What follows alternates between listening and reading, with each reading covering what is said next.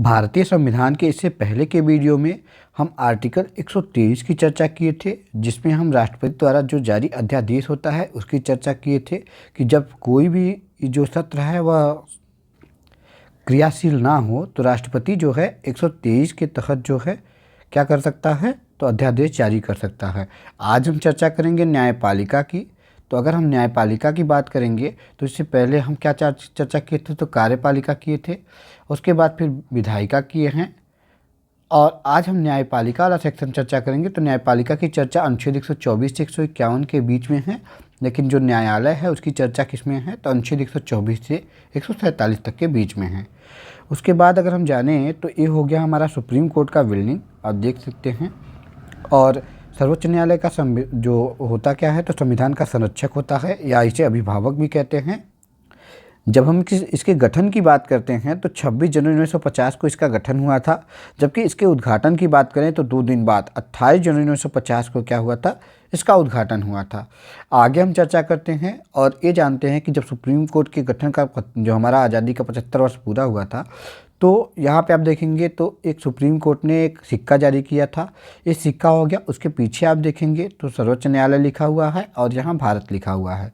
उसके बाद इसका 75 ईयर ये लिखा हुआ है, और यतो धर्म ततो जय ये लिखा हुआ है, 2024 में इसे जारी किया गया था। और इंग्लिश में भी लिखा हुआ है सुप्रीम कोर्ट ऑफ इंडिया। और यहाँ आप देखेंगे तो सुप्रीम कोर्ट की बिल्डिंग है, और ये हमारा जो अशोक चक्र है वह हो गया। और उसके बाद फिर यहाँ पे आप देखेंगे तो यह संविधान की पुस्तक है, तो इसे इस सिक्के पे दिखाया गया है। और अगर हम देखेंगे तो सुप्रीम कोर्ट का लोगो भी जारी किया गया है, ये हमारा झंडा हो गया सुप्रीम कोर्ट का, और इसी के ऊपर ये लोगो लगा हुआ है। लोगो में लिखा हुआ है सुप्रीम कोर्ट ऑफ इंडिया, और यतो धर्मस् ततो जय लिखा हुआ है।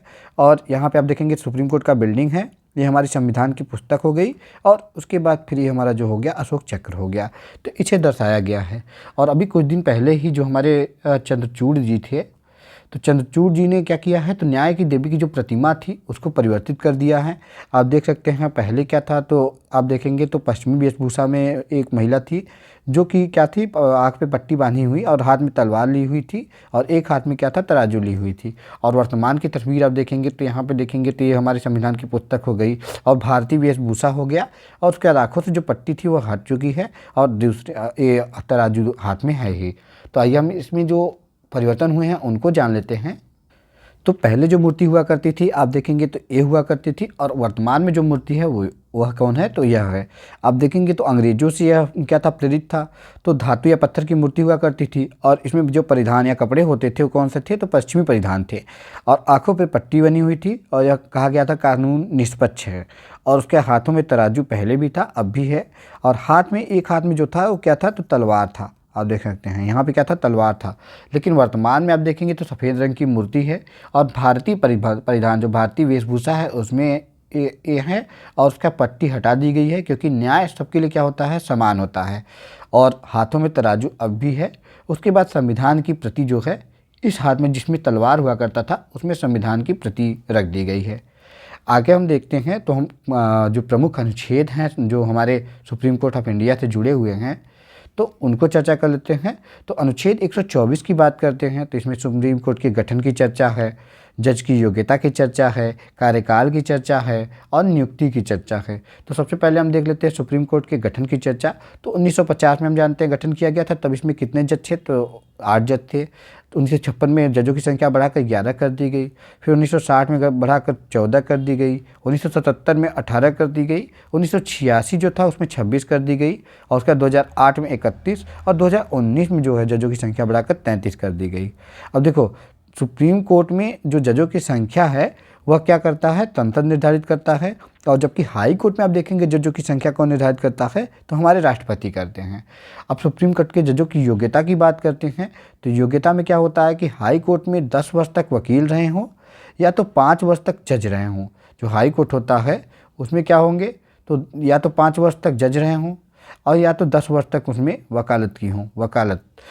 तो और या फिर एक चीज़ और है कि राष्ट्रपति के नज़र में अगर कोई कानून का अच्छा जानकार व्यक्ति है तो उसे भी राष्ट्रपति क्या कर सकते हैं, सुप्रीम कोर्ट का जज घोषित कर सकते हैं।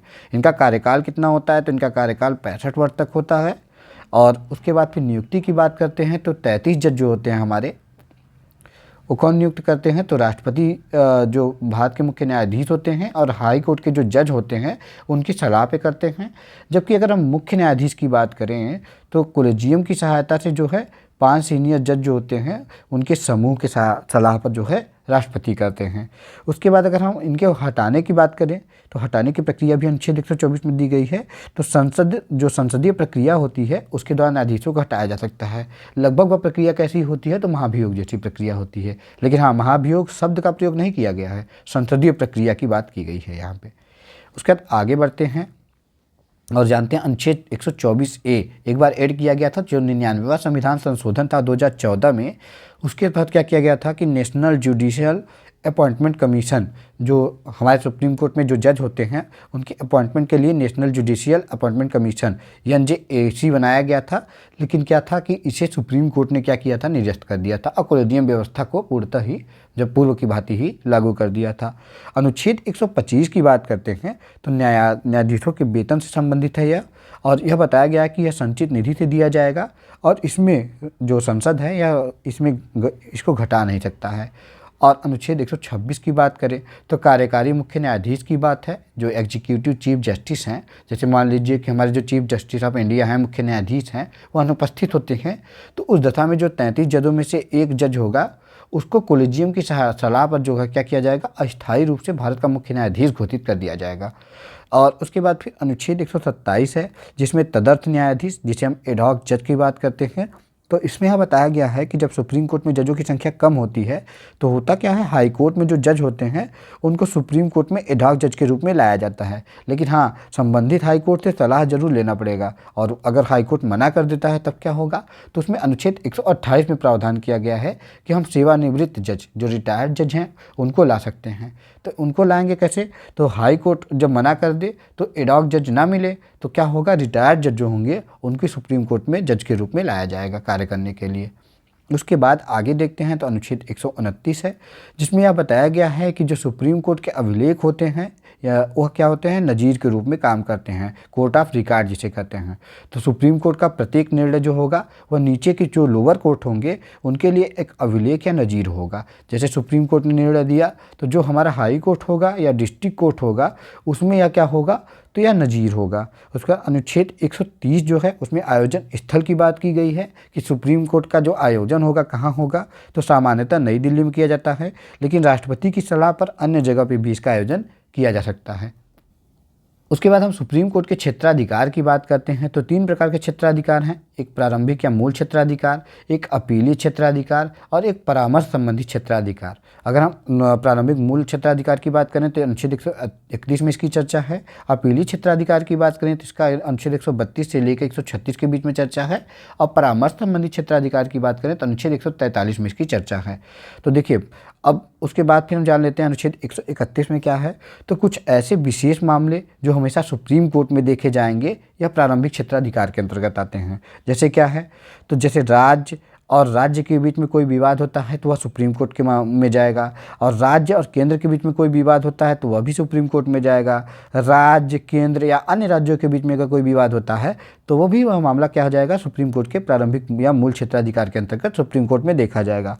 और राष्ट्रपति और उपराष्ट्रपति के जो चुनाव संबंधी विवाद होंगे वह भी अनुच्छेद 131 के तहत ही क्या होते हैं कि प्रारंभिक या मूल क्षेत्राधिकार में आते हैं। और ये जो बताया गया अनुच्छेद 71 बताया गया है, अनुच्छेद इसमें 71 में भी चर्चा है कि राष्ट्रपति और उपराष्ट्रपति के चुनाव संबंधी जो भी विवाद हैं वह सुप्रीम कोर्ट ऑफ इंडिया में देखे जाएंगे। उसके बाद यहाँ पे आप देखेंगे अनुच्छेद 131 है। अनुच्छेद 131A में एक प्रावधान किया गया है कि कानून की जो संवैधानिक वैधता की जाँच होगी वह कौन करेगा?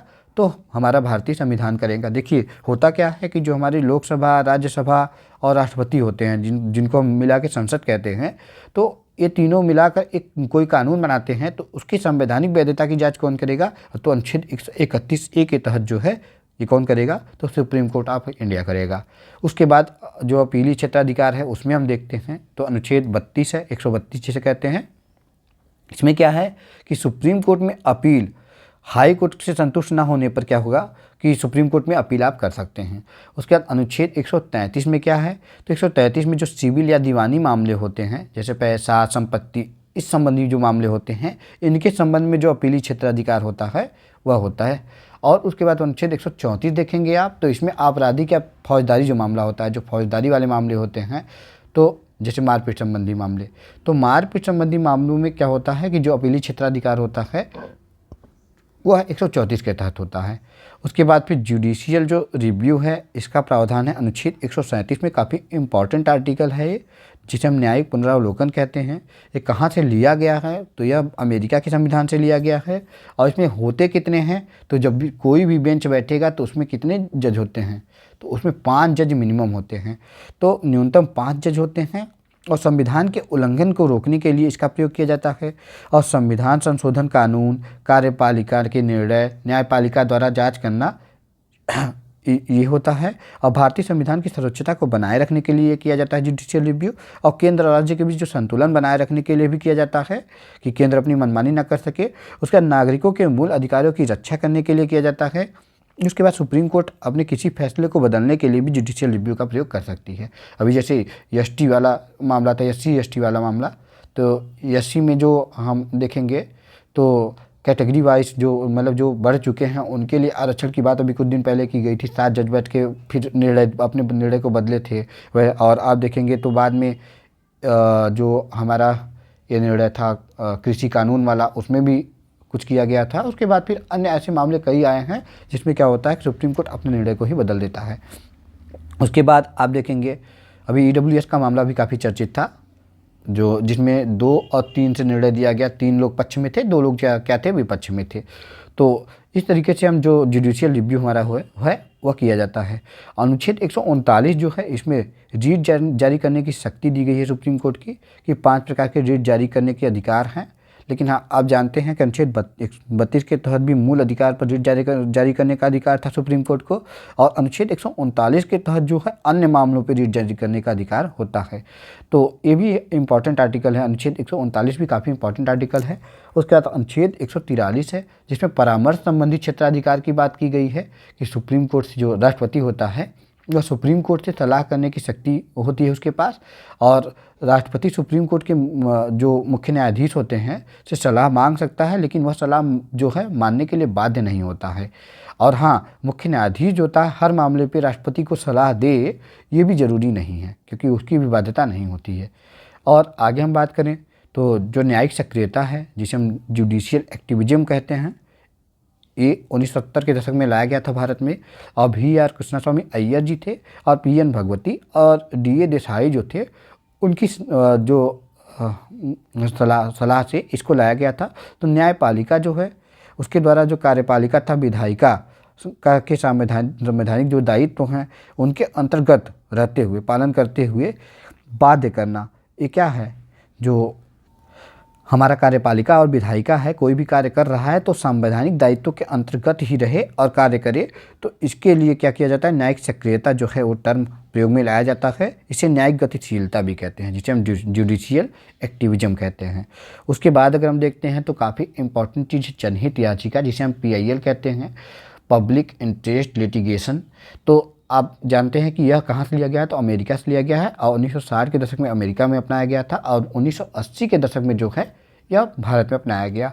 और PIL से आप याद कर सकते हैं, P से हो जाएगा, यहाँ आप देखेंगे तो PN भगवती, I से हो जाएगा अय्यर, तो I से हो जाएगा अय्यर, और L से हो जाएगा आप देखेंगे तो लिटिगेशन, तो L से हो जाएगा लिटिगेशन।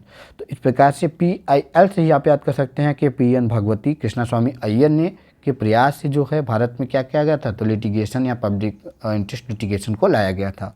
अब इसमें कहा क्या गया है, तो इसमें कहा गया है कि कोई भी व्यक्ति हो या सामाजिक जो संरचना है या सामाजिक संगठन है, वह किसी भी व्यक्ति या समूह के को न्याय दिलाने के लिए न्यायालय में जा सकता है। ज़रूरी नहीं है कि आप स्वयं जाएं। जैसे आप अगर पीड़ित हैं तो कोई संगठन भी आपके लिए आके खड़ा हो सकता है, कोई भी ऑर्गेनाइजेशन या कोई अन्य व्यक्ति भी आपके लिए आके यहाँ पे खड़ा हो सकता है। तो आपको न्याय दिलाने के लिए कोई संगठन या कोई व्यक्ति जो है सामने आ सकता है।